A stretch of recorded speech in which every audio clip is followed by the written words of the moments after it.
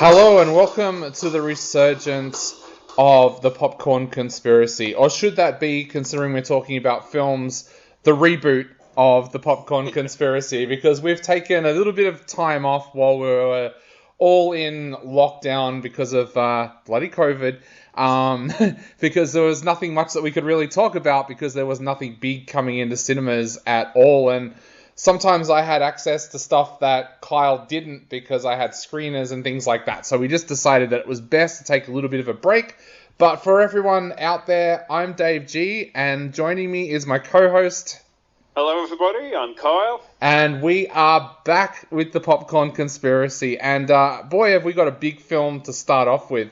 Kyle and I were lucky enough to actually go and see a media screening of No Time to Die, thanks to Universal, before the film even came out. So we've kind of, it's a little bit unique this time that we're reviewing a movie that we've both seen twice, because I went back and saw it again after it opened, and so did Kyle. Now, of course, this is the final film for Daniel Craig as James Bond, and they promised that it was going to go out with a bang, and he certainly does. Now, the film finds Bond retired at the start.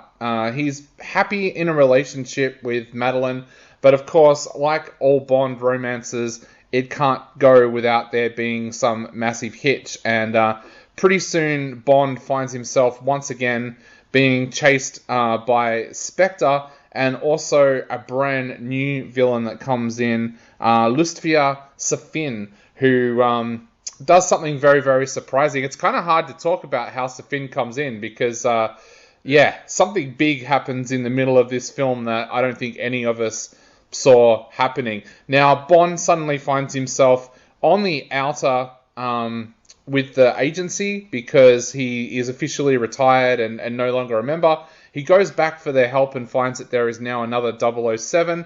And to be honest, the big mystery that happens and the big kind of, I guess, horror in a sense that happens in this film is orchestrated by the British government. So there's a little bit of guilt on their side as well.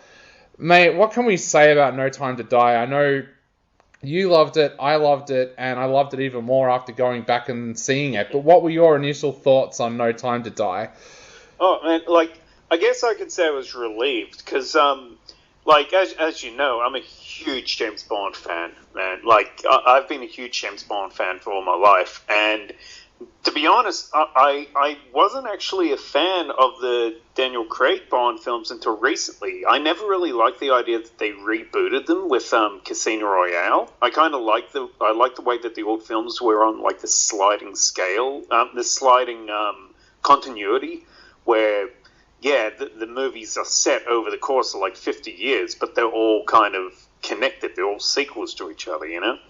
Yeah. And this movie, it really kind of this movie and the last movie, Spectre, they really kind of bridged the gap, I feel, between the classic James Bond movies with gadgets and stuff like that and modern Bond movies, which were more realistic and more dry, more kind of, I guess, more like a Jason Bourne kind of movie.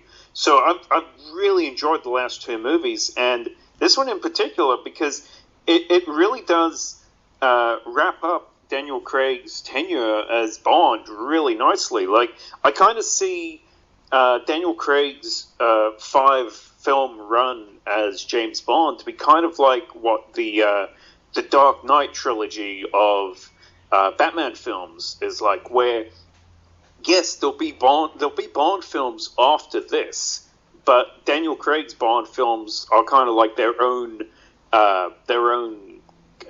confined thing.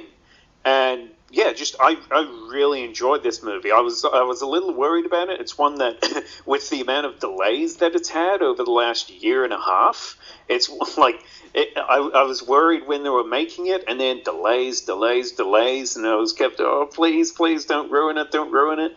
A lot of people, there was a lot of negativity coming out about this movie leading up to its release over the last year or so, with trailers and even the Bond song by the opening music by Billie Eilish. Yeah.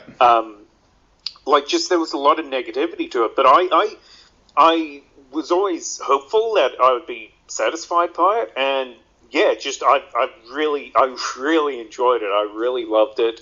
I've seen it twice. I'm going to go see it a third time in cinemas, and yeah, I guess I'm very satisfied with how they've, as you say, Daniel Craig kind of went out with a bang. I can't say enough good things about it. What did you think of it, dude? Yeah, I'm the same as you. I really felt for Universal with the release of this film because they had to keep on trying to excite people about this movie. Now, for those that kind of watch everything that comes out, traditionally when a movie is coming out, you will get a couple of trailers. You might get some behind the scenes kind of things and a couple of featurettes.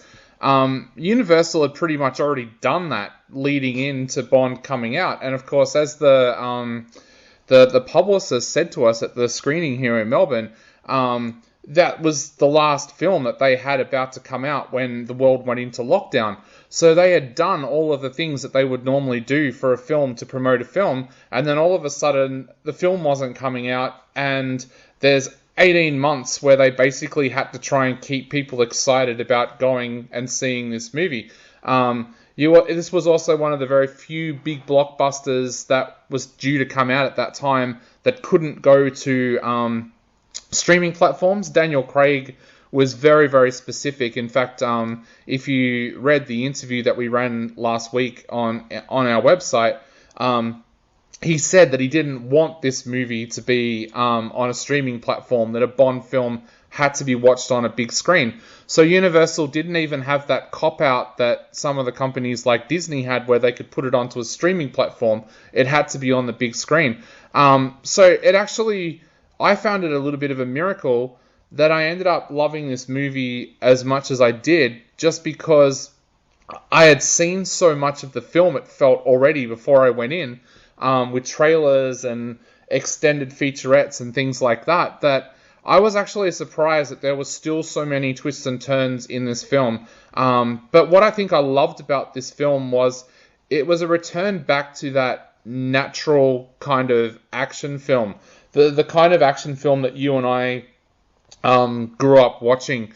There were times in this film when, and I'm trying to word this so I don't give away any spoilers, when they're on an island, and to me it felt like when I was a kid watching Under Siege or something like that again. I also love the elements. My favorite section of this film is the four-wheel drive car chase in Scandinavia, because that part of the film actually feels like a Scandinavian film. Now, I haven't been able to do any research to back this up, but I'm pretty sure that was shot in the same area as the original version of Girl with the Dragon Tattoo, which automatically gives it a kind of dark and mystic kind of feeling. But I really thought the director here enhanced that. It almost felt to me that whatever country that scene was set in or shot in mirrored the feeling of the film. Like the original chase with Bond in the small Italian village, it feels like an Italian film. It feels like something like The Italian Job or something like that. But then when it goes to Scandinavia, it has a real kind of Scandinavian film feel. The same when they're in London with the scenes there. It feels like an episode of Spooks. And I kind of like that. I don't know if you picked up on that, but it felt like a truly international film where each country was putting its own stamp on the film. Yeah, definitely. The Bond films have always kind of been about globetrotting and different action scenes in different locations. But yeah, this is a movie that it really did... it really took advantage of the different locales of where it's been set. We've seen other movies recently that are supposed to be around the world, but they're never. I don't know. It feels like so much of it could have just been filmed on a soundstage, could have been filmed anywhere.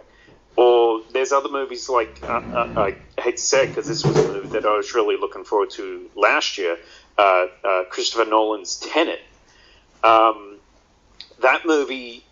I guess that was his version of a Bond film, and it just felt like they were just going to these exotic locations just for the sake of it. Here, it really felt naturally part of the story, but at the same time, as you say, it just felt right. Like the British, I don't know. It's just like, it really, maybe because of the crews they had working and for each of the different filming locations. I don't know, but it all just felt so. It felt natural to where they were filming. Yeah.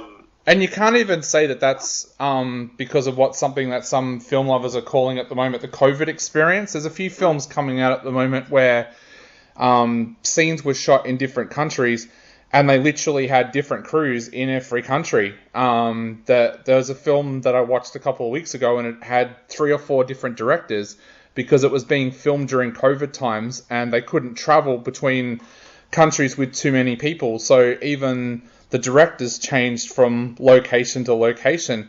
So it's not even that. It's something that I don't know. I think the director has done it somehow, and even that in itself, I feel is something special, because you and I were talking before off air about Last Night in Soho, and I said that you can tell that the cinematographer is the same cinematographer from It because it has the same feeling. If you told me that this movie was directed by the same director as It, and I didn't know that, I wouldn't believe you. Yeah, the director of this will be, we were talking about how his name's a little bit difficult to pronounce. I think you were a bit more skilled at it than I was. Yeah, I believe the surname would be said as Fukunaga.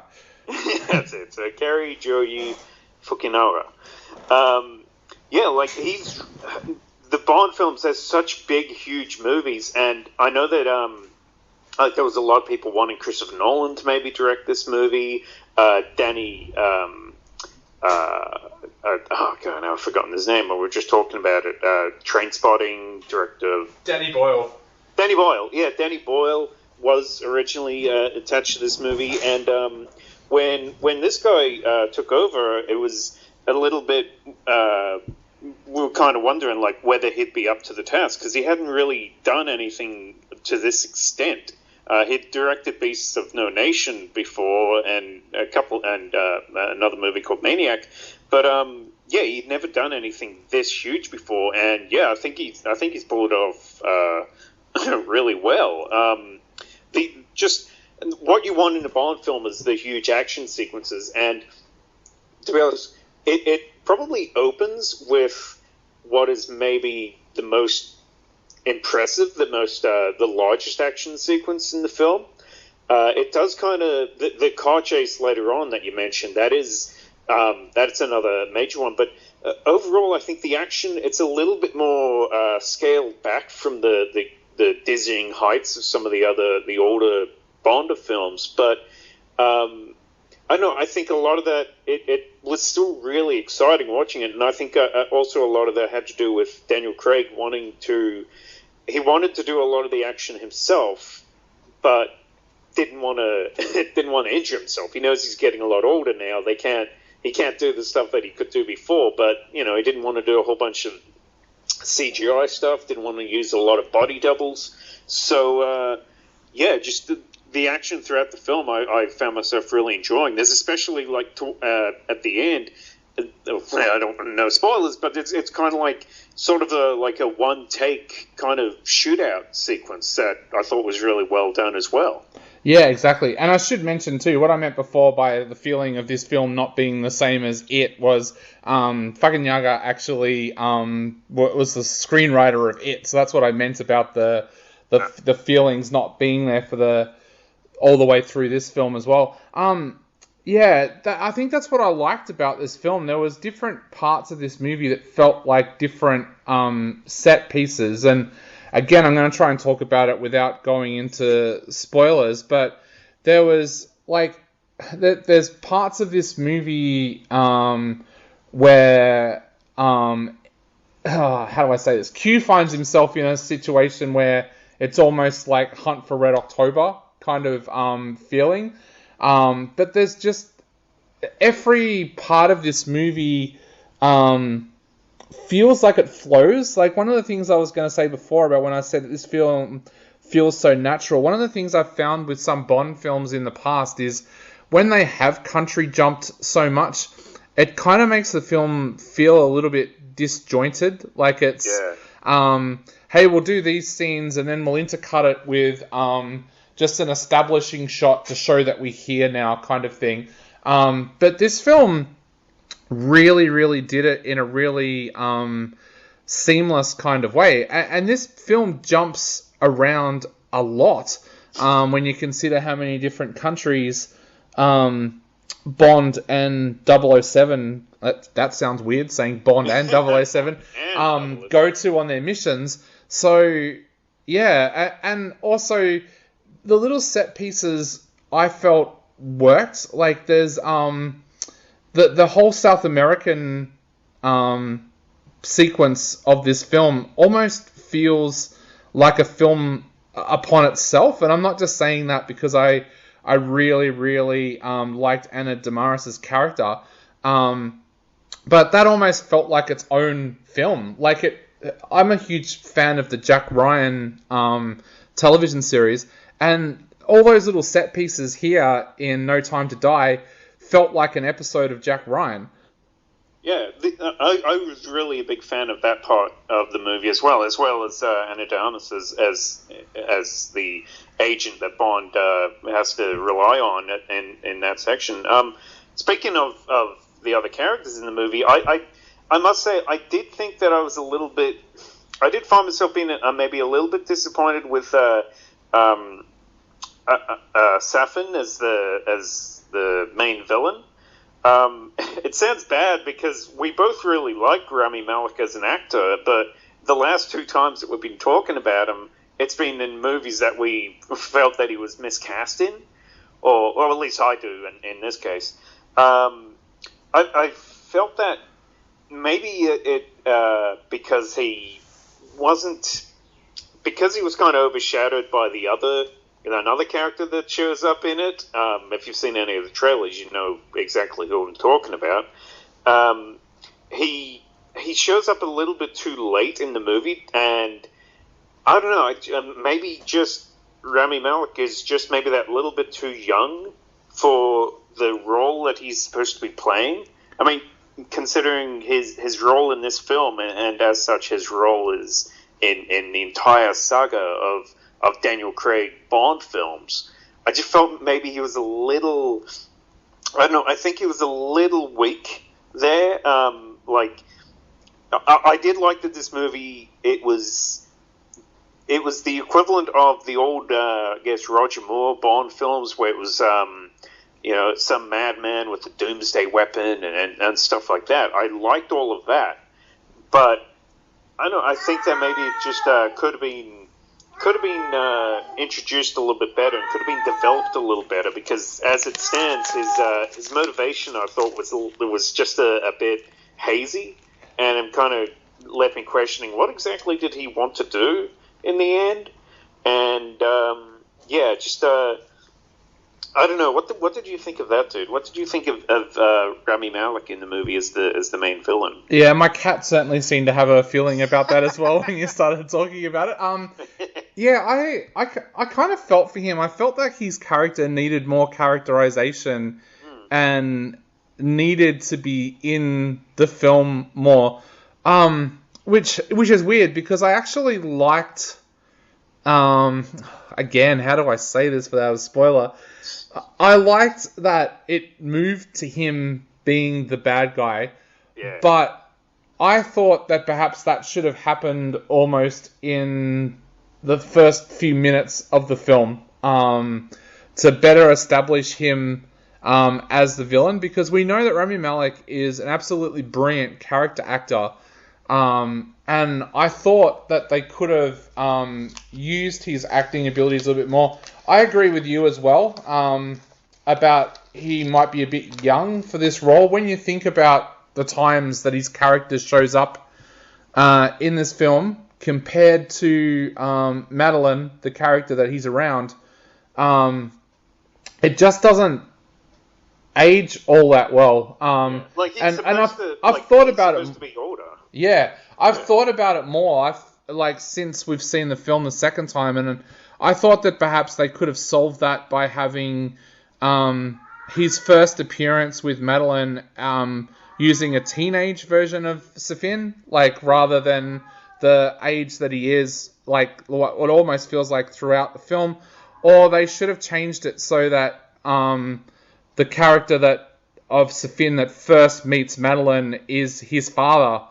And then he shows up years later, kind of thing. So yeah, it does. It feels a little bit awkward considering how much Madeline ages from the opening part of the film compared to how much Safin kind of ages at the same time. Considering, because I mean, I get the feeling that he's supposed to be about 20 years older than her.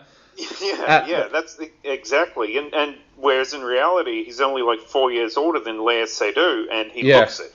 Yeah, and that's why I thought maybe if they were going to make that work, they should have used a teenage actor to have played him at that stage, or gone with the fact that was his dad, kind of thing. So I'll have to say as well that the character Nomi, played by Lashana Lynch as the new 007, I thought that was it fell a little weak in the movie overall. It felt like something that was, I mean, she just comes off as a character that was written to be shocking to the audience and confrontational to Bond. Like from the beginning, it's James Bond, he's not 007 anymore, and the new 007 is somebody as different to him as possible. She's young, it's a woman, she's young, she's black, and it just seems like it almost like it was designed specifically to just be shocking to the audience. Yeah, and I think the same with her attitude as well. That's to me, she came across as the kind of character that should have been in the Fast and Furious. It didn't feel like a character that should have been in Bond, to that point. Especially when we'd also met Paloma in this film as well, Ana de Armas' character, where she is more of the Bond kind of agent, where she's... I love the way that... And I think the director deliberately did this. I happened to find out through some research that the director is an absolutely huge Bond fan, completely obsessed by Bond and has been his entire life. And he wanted to put little tropes in there that from other Bond films. But I love the fact that when Paloma meets Bond, he thinks that she's going to race him straight off to a bedroom. And he's like, "Oh, is this your bedroom?" And she's like, "No, it's a closet." And I love that fact that, and then even, she looks away while he's undressing and kind of thing. Yeah. I loved that about her character, and that's kind of what I wanted from the new 007. Someone even said to me it probably would have worked if they'd given Moneypenny a promotion and made her an agent and she'd been the new 007. Bond suddenly finds himself replaced by someone he saw as his assistant. So, but yeah, I just thought that character, they made her too harsh. I don't think I would have cared if she'd been confrontational with Bond. Of course she's going to feel threatened by him coming back. But I just thought they gave her too much attitude and they made her unlikable. Yeah, because, as it stands, she kind of came off as more insecure. About her own role rather than being the new professional 007. She's not the new 007. She comes off as just somebody that's worried that this man's going to take back his code name. And as you say, it definitely felt like something that would fit more in a Fast and Furious movie. I think the amusing thing is that she's supposed to be the new 007, but she ends up coming off as more insecure than Paloma does, who is actually like she's a little bit self-conscious, and she's, oh yeah, I'm so excited, this is my first mission, and stuff like that. And yet when push comes to shove, she seems to be more with it than Nomi is. You know, so just that whole part of the movie, you're like, I think the problem is with a few of the supporting characters in this, like Saf and Nomi, or the new 007, is that, yeah, they really feel like they were underdeveloped, which, when the movie goes for almost 3 hours, isn't, it's a real pity. Like, you had a lot of time to work with. You could have maybe developed these characters a little bit more, maybe make us care more about this character. Instead, she's somebody that just from the beginning has a really bad attitude towards Bond, and not in an amusing way. Just like, we like Bond going into it. We're going to instinctively dislike his replacement.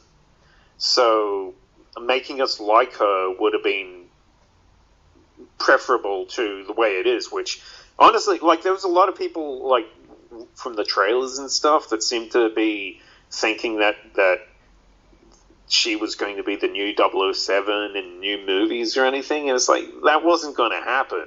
Yeah, but it's still like it still feels like kind of a pity that they didn't do something more with that character, or even, I don't know. I do wish that Paloma was in it even more. Like, she does come off as a little bit more of a cameo role. I think because of Ana de Armas's connection to Daniel Craig from the Knives Out movie.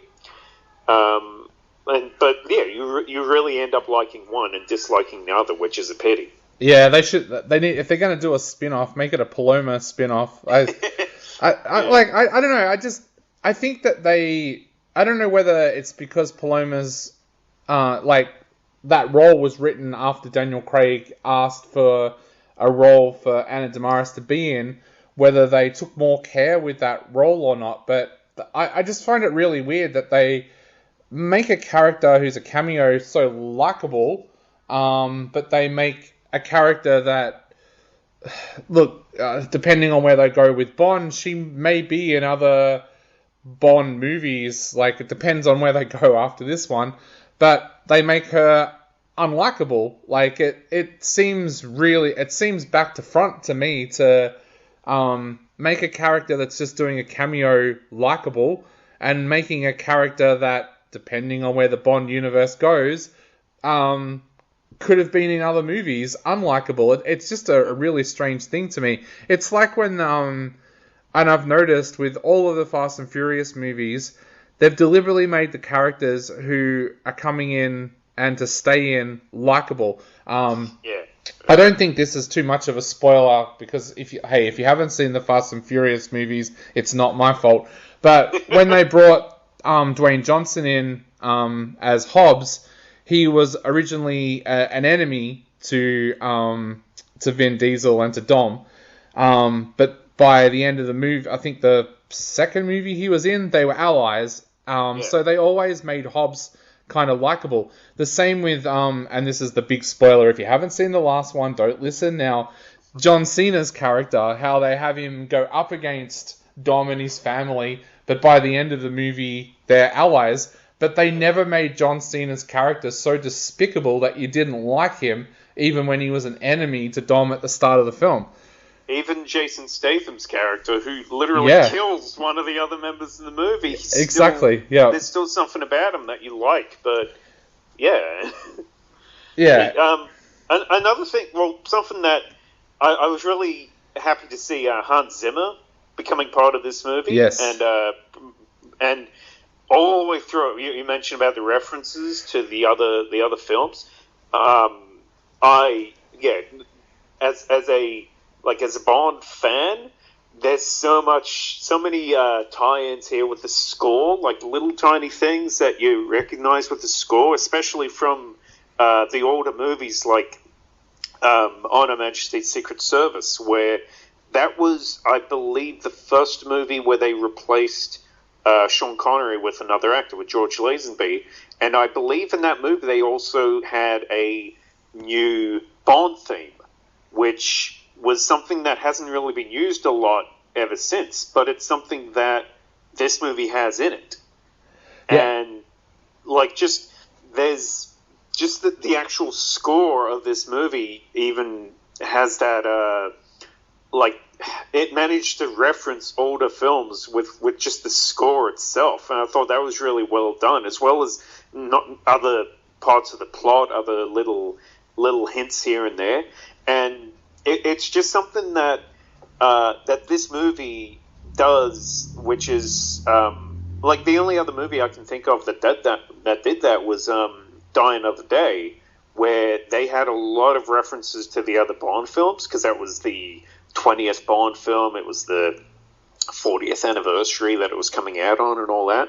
And yeah, it all felt very, very forced. It all felt very unnatural. But in this movie, it feels just right. You know, like it's something that myself as a Bond fan, I appreciate. But at the same time, it doesn't feel like it's really shoehorned in there. Like, hey, do you remember this song? Hey, do you remember this line? You know, like. Yeah, so just another thing that I really appreciated about it. Yeah, and I think that comes through because, like I said before, the director is such a Bond fan. I love that little touch when, in the middle of the firefight that him and Paloma are in, he stops to grab a drink from the bar and pours her a drink, and it's like, that's classic old school Bond. And also for the listeners out there, I should say, when Kyle says that he's a Bond fan, I need to tell a little story here to say how much of a Bond fan he is. When I went to Thailand a few years ago, I went to what they call Bond Island, which is basically where they shot... Is it The Man with the Golden Gun, I think it is? Yeah, and a few of the other ones. Yeah, definitely Man with the Golden Gun. I knew when I was there, I had to get Kyle something James Bond related, or else he would never, ever forgive me. So I ended up going to this little market where none of the people out in the stalls spoke a word of English, trying to find Kyle a souvenir from James Bond Island. And I think the only thing in the end I could actually find that had James Bond Island written on it, that basically, because you can't use the Bond thing because it's all trademarked, the only thing I could find was a set of fridge magnets. And I knew I had to bring that all the way from that island back to Australia for Kyle, because he would not forgive me for going there otherwise. So I've got them right here. They're right here. So that's them right there. But mate, I guess we better start to sum up. What's your closing thoughts on this film? Is it a film that Bond fanatics like yourself are going to love? Yeah, I think they will. It's weird. I always feel like I'm kind of like a bizarro world Bond fan, because so many other Bond fans really enjoyed Daniel Craig's earliest Bond films, and they kind of dislike the latest ones, whereas I'm kind of the reverse. But I feel like it's really as I said earlier, it really does wrap up Daniel Craig's run as James Bond really well. If, depending on what direction they decide to go with the franchise from this point on, whether another full-on reboot or whatever, if they, I hate to say it, but if they end up ruining it in the same way that other franchises have been ruined in the past, like we always want, I want one more movie this, or one more movie that franchise, I want one more Star Wars movie, and they may have ended up damaging those franchises. In this case, I think that it's pretty much a perfect ending. Yeah, I do think that this could be like a perfect ending to the franchise. Like, James Bond will return, but like, he doesn't need to. I think this is actually a great way to end the series. So I'm going to give this 4.5 out of 5. I really enjoyed it, and when I watched it the second time, I just enjoyed it so much more. I really do appreciate the work that's gone into this movie, and that I mean, it could have been so much. It's so bad. I could have hated this movie so much. Instead, I really loved it. So 4.5 out of 5 from me. Is there an actor that you would like to see play Bond? I have to ask, seeing that you're such a big Bond fan. Is there an actor that you would like to see play Bond? He might be getting a little long in the tooth now, but Tom Hiddleston. Yep. Loki. I think just from how when I read the books, the Bond books, I don't actually see any of the James Bond actors in those roles. I actually see Tom Hiddleston, if anyone. And, I think that he would actually be a really great choice to be James Bond. I think he even actually read some of the audiobooks as well. Yeah. But yeah, I think he would be a great choice. What about you? Who do you think maybe would be an interesting choice to be Bond? I still think we really missed out by never having Hugh Jackman as Bond. And I know a few years ago at Comic-Con, he confirmed that he was offered the role of Bond. But it was at the same time that he was in the early days of Wolverine, and he had to make a choice between the two franchises. I've always kind of wondered, and I know this one's a little bit out of left field, but I guess I'm dying to see what he does with Batman. But I've always wondered about Robert Pattinson playing a young Bond, British actor. We know that outside of Twilight, he can kind of play gritty kind of roles quite well. So I've always kind of wondered. I've also wondered, and now the name has completely gone out of my head, the guy who plays Jon Snow in Game of Thrones. It's completely escaped me as well. Just because of the work that he did on Spooks, I've always kind of wondered about him as a young Bond as well. Before all of the crap happened a few years, in the last 12 months, I would have said Armie Hammer, even though he's American, so I don't think he would have ever got the role. But I've always imagined would love to see Armie Hammer play an American agent in a Bond film. And maybe he could... Kit Harington is... Kit Harington, that's right, yeah.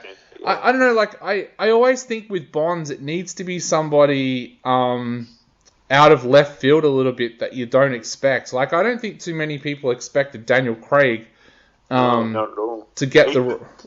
It seems like they need just one role to really put them over. I think in Tenet, you really saw what Robert Pattinson could do. That was a movie where he totally outshined the lead actor in that movie. And, playing kind of a James Bond kind of character. So I think he wouldn't be a bad choice, I think. Yeah, they could have Armie Hammer in Eat Another Day. Oh, man. Poor guy. I still feel sorry for him. But yeah, no, to wrap up, look, I think this is probably my favorite Bond film for quite a while. I really, really loved this film. I've seen it twice, and I'd happily go back and see it a third time. It has so much in it. It's so natural. Like I said, I've been watching a lot of movies that I watched as a teenager and as a kid recently for my other podcast, and this film felt like those films. I've been back recently and watched The Rock, Air Force One and stuff like that, and this feels like those old school kind of action movies. In fact, I've just realized that whole the final sequence, how much that's like The Rock. But yeah, it just has that natural old school feel, and I think I really, really liked it. When I first saw this movie, I gave it 4 out of 5, but when going back and seeing it again, I almost wondered if I should have given it 5 out of 5, because I did enjoy it so much more the second time around. And that's saying something, because I sat with one of the most annoying audiences I think I've ever had in a cinema when I went back to see this the second time around. There were teenagers jumping on seats, throwing drinks, throwing food, yelling at each other across the cinema, getting in arguments with people that told them to shut up. So the fact that I sat there and loved the film even more with that going on around me, I think just says how much I do love the film. But that's it for our first episode of the Popcorn Conspiracy, coming back with our reboots. Kyle gave No Time to Die 4.5. I'm going to give it 5 because I did like it even more the second time around. Oh, But I've been Dave G. And I've been Kyle. And we'll be back very, very soon with another episode of the Popcorn Conspiracy.